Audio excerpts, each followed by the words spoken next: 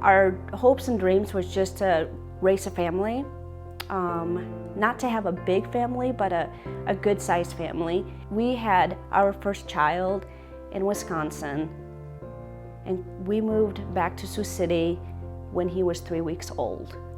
My husband and I have been planning to have a second child, and sure enough, we were expecting. I remember the excitement that I had when I found out, and we just went on every day, just trusting God. And I remember just going to my regular doctor's appointment, and everything was really good. I knew that the Lord had this little one in His hands. And then after that, everything went downhill. I was 39 and a half weeks long when I went to my last doctor's appointment. I remember sitting in the waiting room with my son, with Colton. And I remember talking to Colton, and I just kept saying, Colton, we're gonna get to hear your little baby brother's heartbeat. We're gonna get to see him, and we're gonna get to hold him soon. And I remember as I was sitting in the waiting room, I said, Lord, I can't wait to know what your plans are for our family. The nurse went ahead and put the Doppler on my stomach, and we didn't hear a baby heartbeat at that point. I remember my nurse asking me, where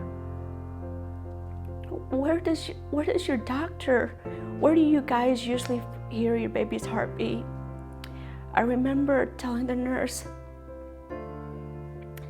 we always find his heartbeat on the left side.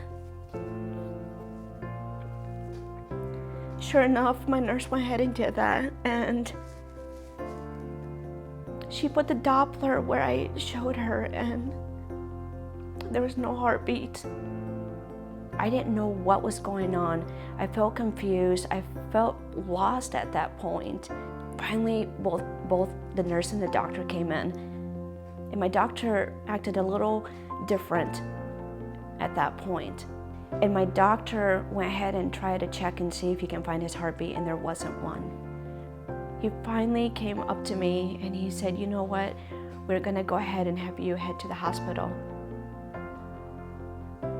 Right then I was just lost. I didn't know what else to do. But I knew exactly what I needed to do, and that was to trust God. I remember as I was on the interstate heading to the hospital, this specific song came on, and it was, I Am Not Alone. When I heard those words, I knew exactly that I was not alone. I knew that the Lord was comforting me at that time. There's many times when I was at my doctor's appointment, I said, Lord, just shower me with your love and comfort and grace. And that's when the Lord truly showed me who He was. When I got to the hospital, my husband and my dad were both waiting for me. And the nurse came in with her ultrasound and everything to check the baby and see, okay, what was going on. My dad asked the nurse and said, by you looking at the screen, is there something wrong? And she said, I can't tell you guys that. So she left, and my husband asked my dad and said, Dad, by you looking at that, do you think that there's something wrong with what you just saw? And my dad shook his head, yes. And as I lay there, I just kept praying and praying, and I remember the most devastating words that anyone would never want to hear. I remember the nurse telling us that we have lost our sweet little boy. You feel like something just went through you, and you just feel like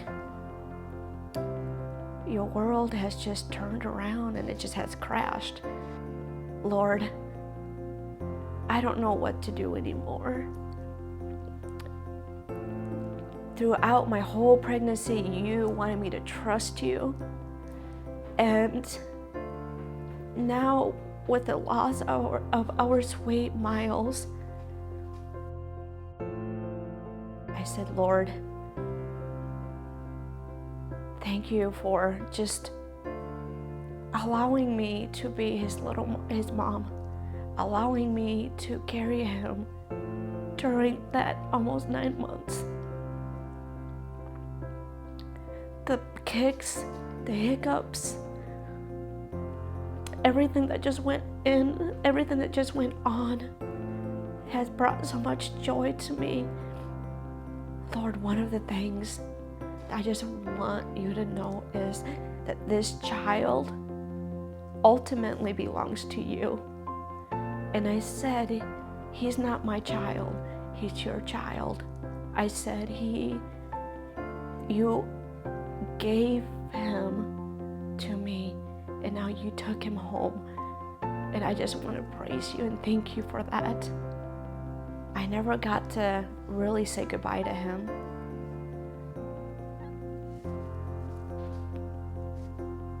My son had a knot. He had a knot in his umbilical cord, and that's what caused him to pass away. I think of Miles every single day, and I thank the Lord every single day for the life that he had during the time that he was knitting him together. I know where he's at. I know he's in the presence of the Lord. I know he's in the most loving and most amazing place.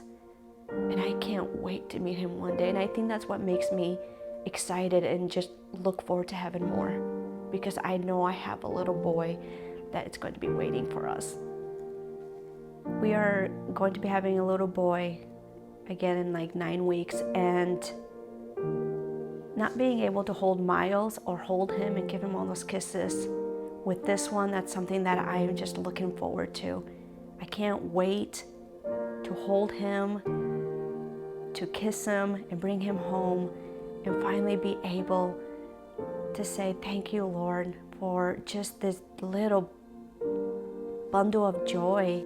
There's many times when I had to just stop for a second and pray and say, thank you, God, that you allowed me to go through the most painful thing in my life, because that's where I have truly found joy in all this, and that's where I have finally found who you truly are. There's never been a time that you don't ever stop loving me or you ever stop being faithful, because you are always faithful in times like this.